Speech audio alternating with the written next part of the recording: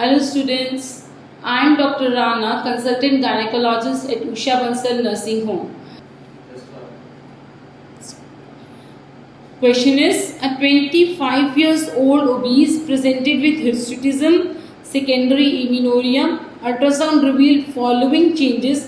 Which of the following is incorrect to make diagnosis according to Rotterdam criteria? Okay, एक patient आई थी, क्या syndrome था? Hirsutism, secondary amenorrhoea था, ठीक है। और ये हमने सेकेंडरी एमिनोरिया के चैप्टर में पढ़ ही लिया है कि हिर्सुटिज्म और सेकेंडरी एमिनोरिया पीसीओएस में होता है। तो और इसमें हमें मल्टीपल फॉलिकल्स भी दिख रहे हैं पिक्चर में, ठीक है। तो ये पिक्चर है उसकी अल्ट्रासाउंड की, ठीक है। अब रोटरडम क्राइटेरिया हमें डायग्नोज करना है, तो हमें ये देखना पड़ेगा पीसीओएस होता क्या है, ठीक है। पीसीओएस में बेसिकली क्या होता है, ठीक है, लेट्स स्टडी।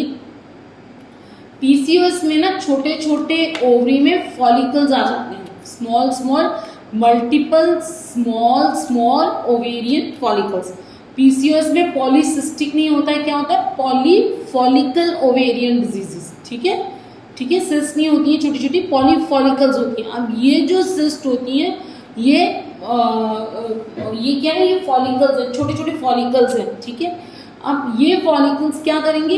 एफएसएच से जब स्टिमुलेशन मिलेगा तो they will increase oestrogen increase होगा, और जैसे ही एक लेवल से ज़्यादा होगा ईस्ट्रोजन तो एलएच पे पॉजिटिव फीडबैक की वजह से एलएच इंक्रीज होगा और एफएसएच डिक्रीज होगा। नेगेटिव फीडबैक होगा ना ईस्ट्रोजन का, एलएच पे पॉजिटिव फीडबैक है और एफएसएच पे नेगेटिव फीडबैक है। अब ये हो गया, but as the follicles are small, अब एलएच इंक्रीज होता है तो क्या होता है? ओव्यूलेशन होता है। बट अब यहाँ पे तो फॉलिकल्स बहुत छोटे छोटे हैं, ठीक है।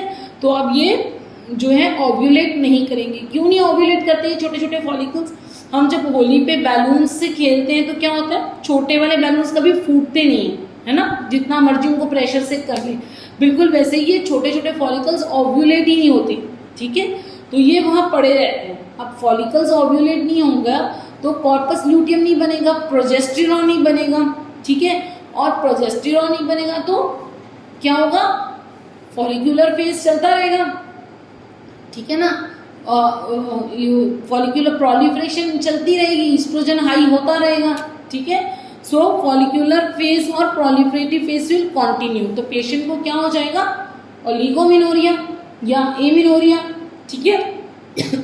So this was the pathology of the PCOS. समझ में आ गया? पीसीओएस में क्या होता है? क्योंकि ये छोटे छोटे फॉलिकल्स होते हैं, मल्टीपल स्मॉल फॉलिकल्स होते हैं, वो ओव्यूलेट नहीं करते, तब तक तो सब सही चल रहा होता है, एलएच राइज होता है। क्योंकि ओव्यूलेट नहीं करती, कॉर्पस ल्यूटियम नहीं बनता तो प्रोजेस्टेरॉन नहीं बनता, तो इसलिए वो जो है प्रोलिफरेटिव फेज कॉन्टिन्यूस और ओलिगोमेनोरिया और एमिनोरिया हो जाता है। ओके,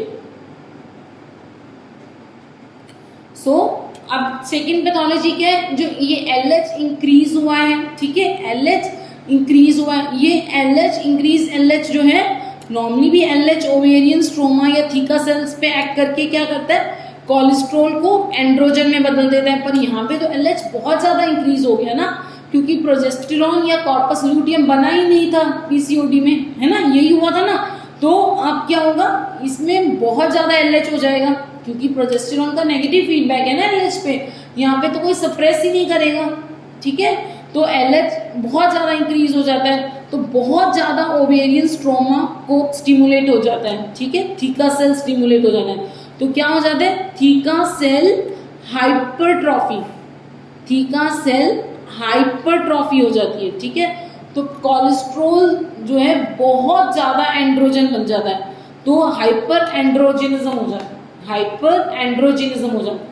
पहले वाली पैथोलॉजी में हमने पढ़ा कि प्रोलिफरेटिव फेज ही कंटिन्यू होता रहता है। दूसरी पैथोलॉजी में हमने पढ़ा कि इंक्रीज एलएच की वजह से बहुत ज़्यादा एंड्रोजन्स हो जाते हैं फीमेल में, उसकी वजह से क्या हो जाता है?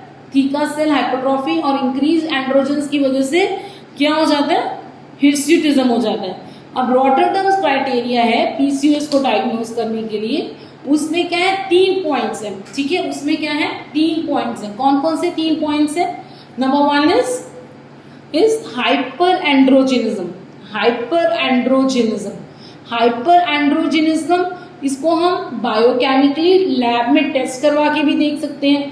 तो नॉर्मली टेस्टोस्टेरोन का कितना लेवल होता है? Yes, 20 to 80 in females, okay, और मेल्स में 200 to 800। और हमने तो पीसीओएस तो फीमेल्स में होता है, तो हमें फीमेल्स का लेवल पता होना चाहिए, ठीक है, 20 to 80। Okay, so this is hyper androgenism देखना है, इधर बायोकेमिकली देख लो या क्लिनिकली। क्लिनिकली कैसे देखेंगे? अगर एंड्रोजन ज्यादा होंगे तो हिर्स्यूटिज्म हो जाएगा, ठीक है। हिर्स्यूटिज्म क्या होता है? मेल टाइप ग्रोथ पैटर्न हो जाता है, ठीक है, अंडर चीन हेयर्स, यहाँ पे ये जो ईयर के आसपास hairs, male type growth pattern हो जाता है, ठीक है। एब्डोमिनल हेयर्स, ये मेल टाइप हेयर ग्रोथ, इसको हिर्स्यूटिज्म बोलते हैं। And what is virilisation? Irreversible changes are known as virilisation, okay. Irreversible masculinisation of the female is known as virilisation, जो अब रिवर्स नहीं हो सकती। हिर्स्यूटिज्म कैन बी रिवर्स्ड, ठीक है। और हिर्स्यूटिज्म में एक्ने ये सब भी आता है, ठीक है। तो that we can also see in the clinically, या क्लिनिकली देख लो या बायोकेमिकली चेक करवा लो, whatever you suits you. अब रोटरडैम क्राइटेरिया क्या है? उसमें सेकेंड पॉइंट है अल्ट्रासाउंड करवाओ पीसीओएस, ठीक है, ultrasound of the ovarian ovaries. उसमें क्या है, हमने क्या पढ़ा था? Multiple follicle. मल्टीपल फॉलिकल मतलब फॉलिकल का नंबर कितना होगा, तो हम इसे कहेंगे ये है मोर देन 20, मोर देन 20। और फॉलिकल्स का साइज कितना होगा? 2 to 9 mm, 2 to 9 mm। Multiple small follicle था ना, तो कितना स्मॉल? 2 to 9 mm। मल्टीपल कितना नंबर? 20। और ओवरी का साइज इंक्रीज हो जाता है, ठीक है, ओवरी का साइज इंक्रीज हो जाता है। तो आप ये देख सकते हो अल्ट्रासाउंड पिक्चर में, ये मल्टीपल फॉलिकल्स हैं, ठीक है, मल्टीपल फॉलिकल्स हैं, ठीक है। ओवरी साइज जो है इंक्रीज हो जाता है। और नंबर 3, इस एक फॉलिकल्स का साइज कितना है, ये है अल्ट्रासाउंड फीचर्स ऑफ पीसीओएस। ये चाहे एक ओवरी में हो या दोनों ओवरी में, they will be set positive, ठीक है, ओके। नाउ थर्ड पॉइंट है रॉटरडैम क्राइटेरिया का, ओवेरियन डिसफंक्शन, ठीक है। इसको हम क्लिनिकली देख सकते हैं इधर बाय ओलिगोमिनोरिया और बाय एनओव्यूलेशन, ठीक है। ओलिगोमिनोरिया, ओवरी ढंग से नहीं फंक्शन कर रही है, ओलिगोमिनोरिया और एनओव्यूलेशन, ठीक है। तो ये 3 पॉइंट्स हैं। अगर इनमें से कोई भी 2 प्रेजेंट है तो we will diagnose this patient as PCOS, ठीक है। एक तो इस जो क्राइटेरिया में ओबेसिटी नहीं है, ठीक है, ओबेसिटी नहीं है, तो आंसर हमारा यही है। इंक्रीज एंड्रोजन है राइट में, अल्ट्रासाउंड फॉलिकल साइज है, ओलिगोमिनोरिया है, ओबेसिटी नहीं है, नंबर 1। और नंबर 2 जो है, ये क्राइटेरिया में इन तीनों में से कोई भी 2 होने चाहिए। तो इसलिए बड़ा घुमा घुमा के क्वेश्चन आता है। अगर उस पेशेंट के हिर्स्यूटिज्म नहीं था, ओलिगोमिनोरिया था और अल्ट्रासाउंड पे पीसीओएस था, तो हम डायग्नोस करेंगे, हाँ जी डायग्नोस करेंगे। फिर घुमा के पूछते हैं, उस पेशेंट को ओलिगोमिनोरिया था, हिर्स्यूटिज्म था, अल्ट्रासाउंड नॉर्मल था, फिर भी वो PCOS, because only 2 should be present, ठीक है। एंड ओबेसिटी इन तीनों में से ही नहीं है, लेकिन जो फीमेल्स ओबीज होती हैं उनको बहुत ज्यादा चांस होता है पीसीओएस का, क्योंकि ओबेसिटी में the cholesterol it changes into androgen and androgen changes into oestrogen, ठीक है। Hyper oestrogenism leads to PCOS, okay. ये पीसीओएस का अल्ट्रासाउंड है और ये ओवेरियन हाइपर स्टिमुलेशन सिंड्रोम का है। दोनों में आप देख लोगे, इसमें बहुत बड़े बड़े फॉलिकल्स होते हैं, बहुत बड़े बड़े फॉलिकल्स होते हैं। और ये स्ट्रोमा देख रहे हो, ये स्ट्रोमा हमने पढ़ा था ना पीसीओएस में, बहुत थिक हो जाता है। यहाँ पे स्ट्रोमा नहीं होता है ओवेरियन हाइपर स्टिमुलेशन सिंड्रोम में। तो दोनों को आपने डिफ्रेंशिएट कर लेना है। मैं इसको रिमूव कर देती हूँ, आपको और क्लियर दिख जाएगा, ठीक है, ओके, ठीक है। पीसीओएस की अल्ट्रासाउंड पिक्चर ये है, ओवेरियन हाइपर स्टिमुलेशन की ये है, ओके। अब ट्रीटमेंट क्या होता है? ओव्यूलेटरी डिसफंक्शन क्या है? ओव्यूलेटरी डिसफंक्शन, ओव्यूलेट नहीं कर रही तो ये फीमेल प्रेग्नेंट नहीं हो सकती, तो इसलिए हम ओव्यूलेशन इंडक्शन करते हैं। ओव्यूलेशन इंडक्शन के लिए ड्रग क्या है? Letrozole, drug of choice is letrozole. Letrozole क्या है? एरोमेटेज इनिबिटर, है ना। एंड्रोजन को ईस्ट्रोजन में कौन चेंज करता है, कौन सा एंजाइम, एरोमेटेज। अब ये एंड्रोजन को नहीं चेंज होने देगी ईस्ट्रोजन में, तो ईस्ट्रोजन का क्या होगा, ईस्ट्रोजन की डेफिशिएंसी हो जाएगी, तो FSH will in the hypothalamus. तो जो ईस्ट्रोजन नेगेटिव फीडबैक कर रहा था एफएसएच को, वो नहीं होगा, ठीक है। तो हाइपोथैलेमस अब एफएसएच रिलीज करेगा, एफएसएच रिलीज करेगा तो फॉलिकल्स जो छोटे छोटे रह गए थे वो बड़े हो जाएंगे, ठीक है। जो छोटे छोटे रह गए थे वो बड़े हो गए। तो हमने बेसिकली क्या किया है, ईस्ट्रोजन की डेफिशिएंसी करके हाइपोथैलेमस रिसेप्टर्स पे हमने क्या बढ़ा दिया है, एफएसएच इंक्रीज कर दिया है। Letrozole increases the FSH by aromatase inhibitor. इसकी डोज होती है 2.5 mg टू 7.5 mg, कोई भी डोज दे सकते हो, 2.5, 5, 7.5, और स्टार्टिंग के 5 डेज में हमने देनी है, ठीक है। डे 2 टू डे 6 पे देनी है, डे 2 टू डे 6 पे देनी है। पहले क्लोमिफेन सिट्रेट दिया कर, it was a drug of choice. Clomiphene citrate का मैकेनिज्म ऑफ एक्शन होता है हाइपोथैलेमिक ईस्ट्रोजन रिसेप्टर ब्लॉकर, वो भी इसी तरह एफएसएच इंक्रीज करता है। But these days letrozole is the drug of choice. दोनों को हम डे 2 टू डे 6 पे देते हैं, और जो है ये दोनों एफएसएच इंक्रीज करते हैं। डायरेक्टली हम एफएसएच के इंजेक्शन भी दे सकते हैं, और हम गोनेडोट्रोपिन रिलीजिंग हार्मोन भी दे सकते हैं ओवुलेशन रिडक्शन के लिए। But letrozole is the drug of the choice. अभी ये INI-CT में आया था, वो इसकी हाफ लाइफ कितनी होती है, तो it is 2.5 to 3 hours। Okay, insulin resistance हो जाता है ना इसमें, तो उसका ड्रग क्या देते हैं उसके लिए, metformin is given for insulin resistance 500 mg।